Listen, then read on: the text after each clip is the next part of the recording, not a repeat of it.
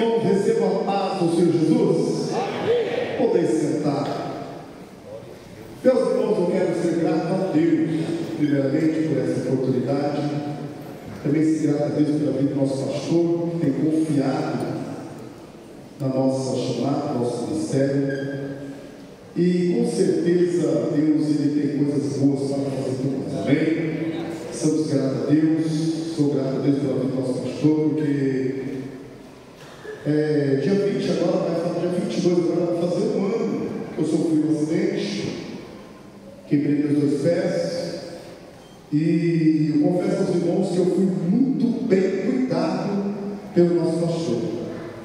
Pastor, todos os dias ele estava preocupado com a gente e nos abençoou. Então isso é muito bom, muito importante a gente relatar isso, porque Jesus é bom. Amém? A nossa irmã cantou um hino aí que diz que Jesus nunca nos abandonou. Ele não abandona. Mesmo no momento de dor, de lutas, de dificuldades, de perseguições. Claro que é verdade, a gente às vezes erramos, falhamos, deixamos a desejar. Mas não quer dizer que Deus não tem uma promessa na nossa vida. Porque às vezes nós que somos pastores, às vezes nós olhamos para o rebanho que nós temos, que seja um, que seja pouco, e a gente começa a observar a igreja, os obreiros que nós temos. E às vezes a gente olha, pastor, e a gente vê alguns irmãos, ou aquele irmão que às vezes ninguém dá nada por ele. E a gente até tenta dar uma oportunidade. E eu quero relatar essa palavra hoje, dentro dessa temática que o pastor nos deu, para falar do livro de Marcos. Mas glória a Deus, e a gente sabe que a Bíblia não é para ser lida, a Bíblia é para ser meditada. Mas a gente sempre lê. Mas quando a gente recebe o tema, a gente vai estudar, a gente vai buscar. E durante esses alguns dias que o pastor nos deu essa incumbência, eu me aprofundei no livro de Marcos. E o que mais me chamou a atenção no livro de Marcos não foi o relato que ele fez, não foi a história que ele contou, mas foi do próprio Marcos, do próprio escritor. Marcos, conhecido como João Marcos, não é? João, um nome judeu, Marcos, um nome romano. A escrita de Marcos, ela foi dada para os romanos, e a gente sabe que foi um livro que ele escreveu meditando e ouvindo a história de Pedro. Mas eu quero começar a falar aqui, irmãos, do livro de Marcos, capítulo 1, versículo 17. Eu quero basear nesse tema aqui, desse versículo, 2 versículos, que fala sobre a chamada. Marcos 1,17. E Jesus lhe disse: vinde após mim, e eu farei que sejais pescadores de homens. Amém? Vinde após mim. O texto 18 diz, olha que diz: e deixando logo as suas redes, os seguiram. É tão bom a gente deixar tudo no mundo para seguir a Jesus.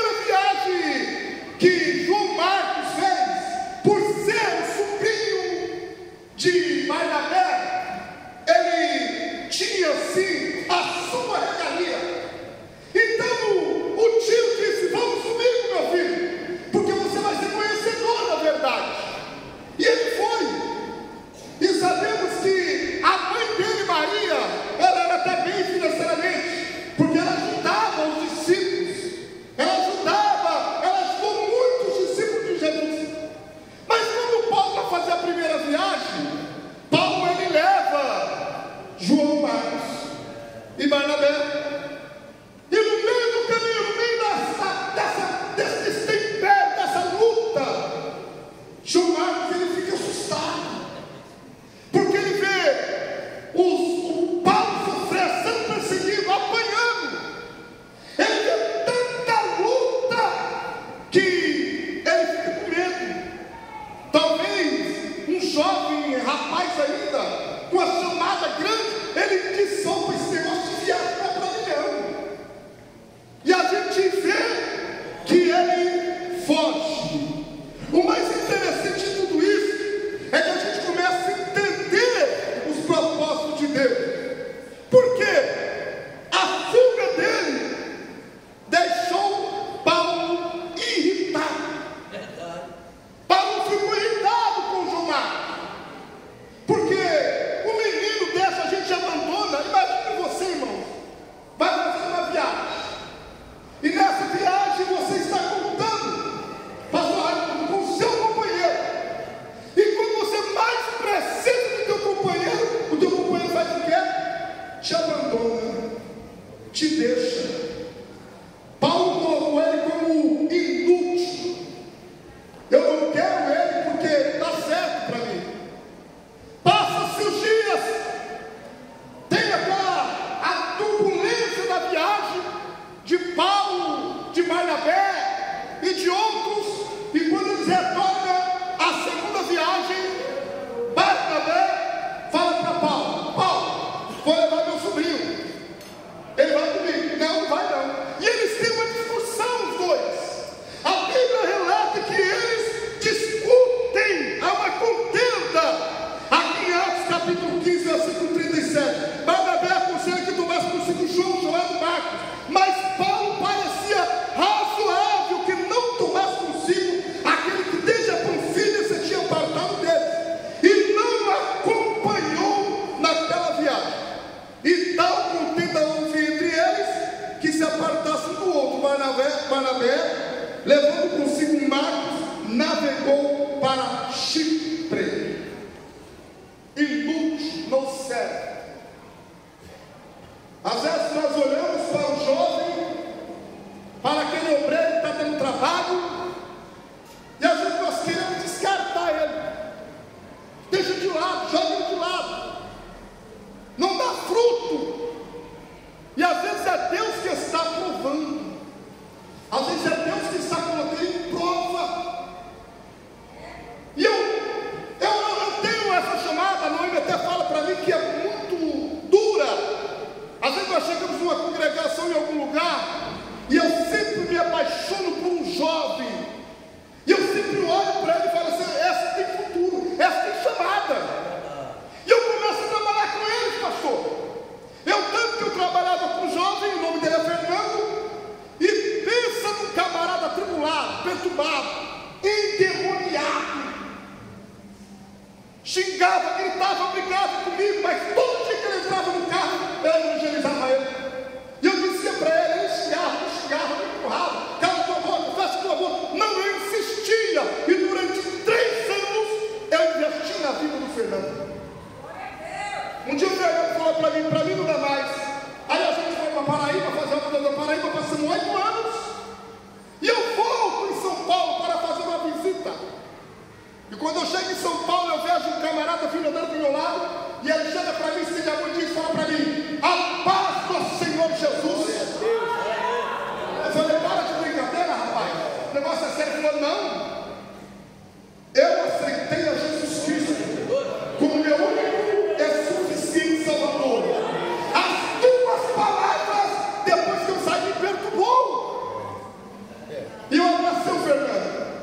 Já no dia o Fernando foi pregar lá no Jamil, no Lourdes Zoom, negão abençoado, prega muito. Hoje o Fernando é pastor no Jardim Helena. Sabe por quê? Porque nós não podemos perder tempo. Você tem que acreditar. Por mais que alguém fale para você assim, tem jeito, é inútil, essa aí é perdido, trabalhar com ele. Cuidado, irmãos. O que pode ser inútil para você pode ser útil para Deus.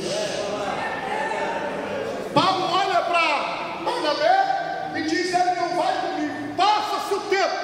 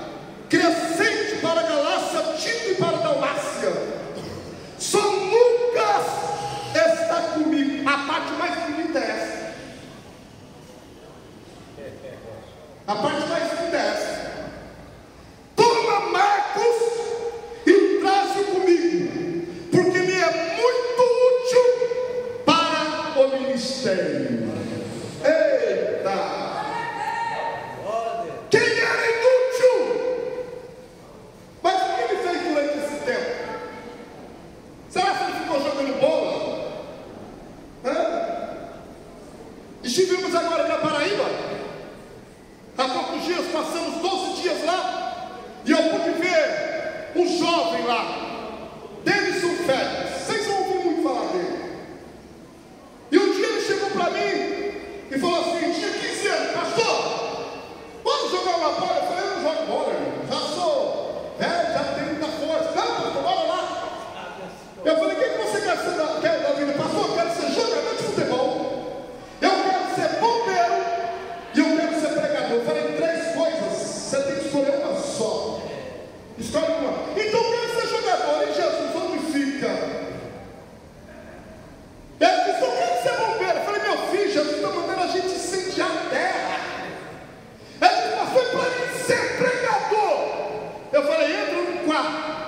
Quanto tempo você fica na bola? Ele falou, 2 horas. Eu falei, entra no teu quarto, passa 2 horas de oração, 2 horas de meditação na Bíblia, e Deus vai te levantar nessa terra com um pregoeiro do Evangelho.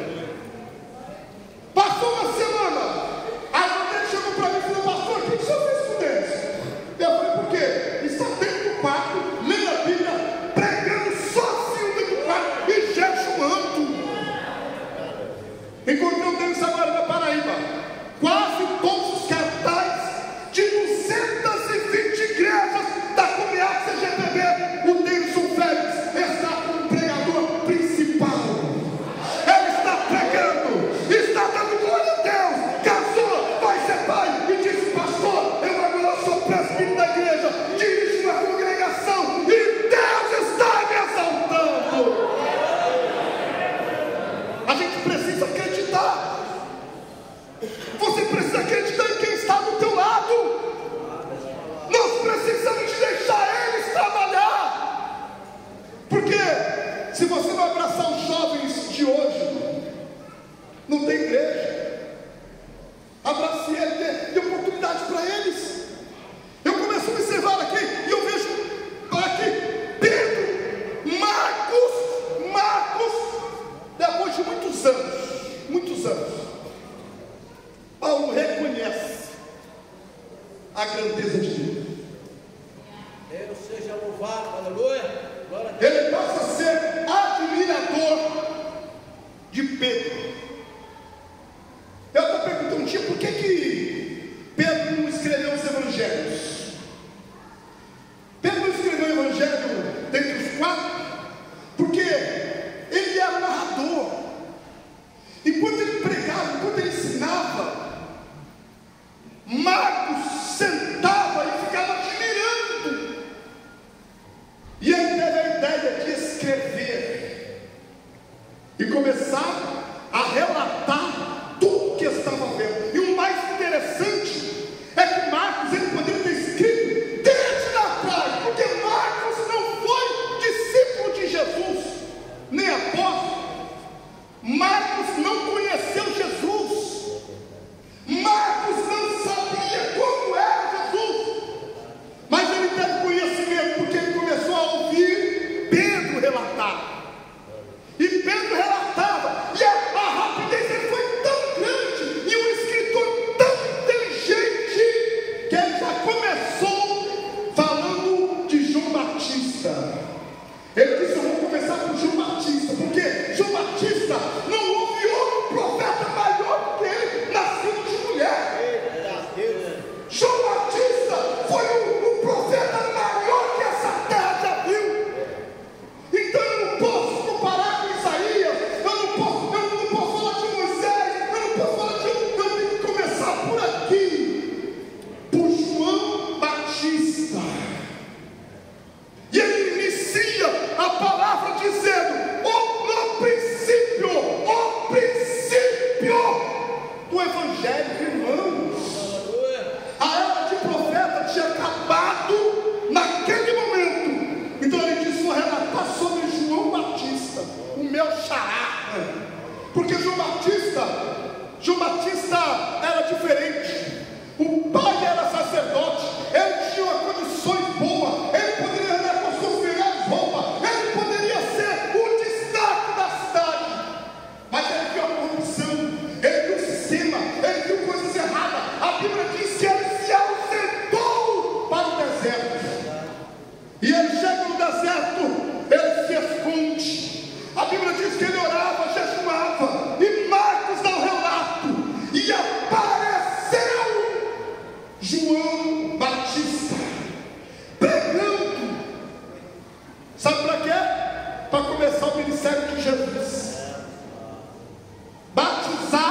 Jesus. Depois que ele batiza Jesus, tem a festa. Herodias perde a cabeça de João Batista. João Batista é morto. Jesus fica sabendo.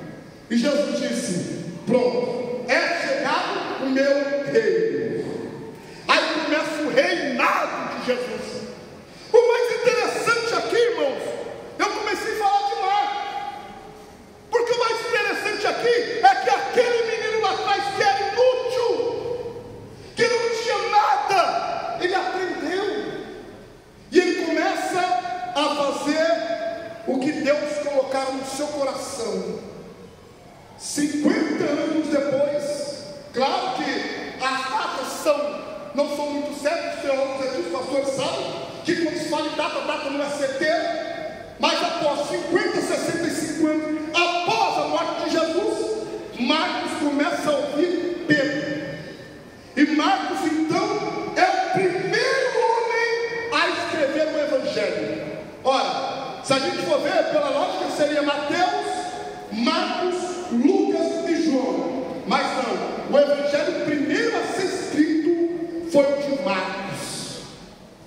55 a 65 depois de Cristo, e ele começa a escrever o Evangelho, e ele escreve 16 capítulos, 678 versículos. Claro que algumas traduções diferem o número de versículos, mas ele começa a contar histórias ouvidas por Pedro, porque ele era um admirador de Pedro. Às vezes nós estamos na igreja e sempre vai ter alguém que vai admirar as coisas. Sempre vai ter um jovem, alguém que vai falar assim: eu gosto desse pastor, eu admiro nele, eu vejo ele, e eu sei quem é ele. A gente às vezes começa a entender o trabalhar de Deus. Um dia a gente chegou na 9 de julho, a gente foi dar uma palavra lá, pastor, e veio um filho da irmãzinha lá e disse: eita pastor, o senhor pastor Reginaldo é o melhor pastor que eu tenho, é o melhor pastor para mim, e abraçou o Reginaldo. A mãe foi: eita, meu Deus do céu, pastor, por que você me fez? Eu falei: eu observo ele, porque se as nossas crianças começassem a admirar os nossos pastores, seria tão bom, meu Deus. É tão bom quando a gente é admirado, porque aqui Marcos, ele admirava Pedro pregando, e ele começou a escrever, trazer a história toda, e a gente vê aqui quantos textos maravilhosos. Eu até falei para o pastor falou: calma, fala pouco, fala um, porque a gente começa a ler, pastor, a gente começa a estudar, e a profundidade tão grande que nós temos dentro dessa leitura de Marcos é uma profundidade para os dias atuais, porque a gente está tão longe, irmãos. Aqui Marcos está anunciando as boas novas, mas nós estamos tão longe de Jesus, nós estamos tão longe dessas boas novas. Pastor um dia disse aqui e pediu reverência a todos nós na hora da palavra, mas não é só na hora da palavra, é na hora do louvor, é na hora que você chega na igreja. Nós temos 2 horinhas, ou seja, tem que ser 1 hora. O culto começou 10 para as 8, começou 7h40, 7h30 com oração, mas quantos têm dobrado o joelho para orar? Quantos têm feito o que Marcos está relatando aqui? Ide e pregai a minha palavra. Quantos? Quando se fala em culto de dia livre, quando se fala em culto de evangelismo, quantos pastores que não gostam de fazer visita nas casas? E as ovelhas elas gostam de ouvir, elas gostam. Um dia a gente foi na casa de uma irmã, já viu? A irmã Ruth, ela mandou mensagem para mim, pastor, que eu fiquei feliz hoje. Eu fiquei muito feliz. E a gente foi almoçar na casa dela um dia, e eu disse para ela: irmã, prepara essa garagem, arruma a garagem, que Deus vai lhe dar um carro. Ela falou: isso, pastor, é difícil, pastor, Deus lhe dar um carro, porque eu ganho tão pouco. Eu falei: creia pela fé. E hoje ela mandou mensagem para mim, mandou um vídeo, falando: pastor, olha o que Deus fez, Deus me deu meu carro, pastor.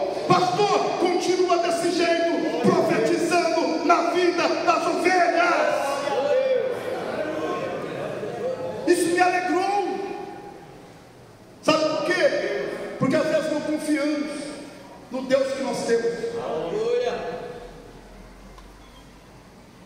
Imagine aqui se Marcos fosse olhar só para os defeitos de Pedro, porque tem muitos, pastor.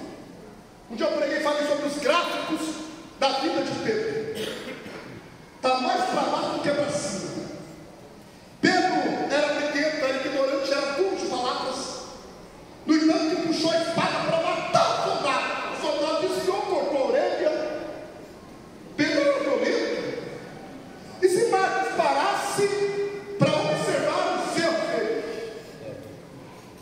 Mas as qualidades de Pedro, glória a Deus, eram muitas. E Marcos estava sendo inspirado por Deus. Conta-nos a história que Pedro pregava e Marcos estava só ouvindo e observando e escrevendo. Às vezes queremos olhar somente o defeito, queremos olhar somente as coisas que não traz para nós resultado nenhum. E aí? Seja companheiro do seu pastor. Pastor, seja companheiro da igreja. Ontem, pastor Jeremias, ele foi feliz quando ele disse assim: igreja, ame o pastor Moisés com vocês, agora o pastor Ezequiel. Por quê? Hoje, irmãos, hoje a pessoa vai receber um pastor e fala assim: mais um, está chegando mais um. Eu não quero nem saber da vida dele. Não, irmãos, abraça o seu pastor, ame o seu pastor. É isso mesmo. Pastor fala, pastor tem um ano e pouquinho que está aqui. Irmãos, não é rasgando seda não, mas a gente, eu pude contemplar e ver o carinho do pastor enquanto eu estava na minha casa. 153 dias, 93 dias na cama, ele mandava sempre alguém lá. Pastor Jeremias, o pastor sempre estava lá. Pastor me mandou aqui, pastor me mandou aqui, pastor me mandou aqui. Irmão, a gente se sente amado. Eu fiz um vídeo essa semana, postei no meu Facebook, falei assim: não desista, obreiros, não desista, não desista do teu sonho, da tua chamada. Muitos estão desistindo. Como o pastor ficou sabendo agora, a gente ficou sabendo agora há pouco, o pastor tirou a própria vida, porque 3, 4 meses antes, a filha dele de 1 ano e 8 meses, só sabe da história, foram para a praia. E um pequeno descuido, a criança entrou na piscina, e tem aquele plástico que fica na piscina. A criança entrou e foi para baixo do plástico. E eles passaram 20 minutos procurando a criança. O piscineiro olhou e disse assim: vocês olharam a piscina? Não. Correram lá, quando levantou o plástico, a criança estava debaixo. Tentaram socorrer ela, levaram ela para o hospital. Não deu jeito, a criança morreu. A mãe ficou em desespero. A mãe chorava 24 horas. O pastor não suportou. Não aguentou a pressão, a luta. São setas do diabo que vem contra a igreja. O pastor desistiu da vida. Tirou a sua própria vida. Quantos estão entre nós que estão querendo desistir por causa de uma lutinha tão pequenininha, uma perseguiçãozinha? Quantas calúnias? Às vezes eu falo para só aqueles que são meu amigo íntimo, eu conto essa história. Quantos que conhecem a nossa história, que sabem o quanto que eu e a minha esposa já passou? Perseguição, calúnias, ameaças de morte. Pastores que foi na porta da minha casa para comprar o aluguel da casa pastoral. Quando eu paguei, ele jogou dinheiro na minha cara e disse: você não presta, sai da minha cidade. A cidade não era nem dele, nem dele era. E ele ia lá, sabe para quê? Quando ele saiu, ele ia lá só para pegar o disco, pegar a galinha do povo. E quando eu proibi os irmãos de fazer isso, ele se levantou contra mim.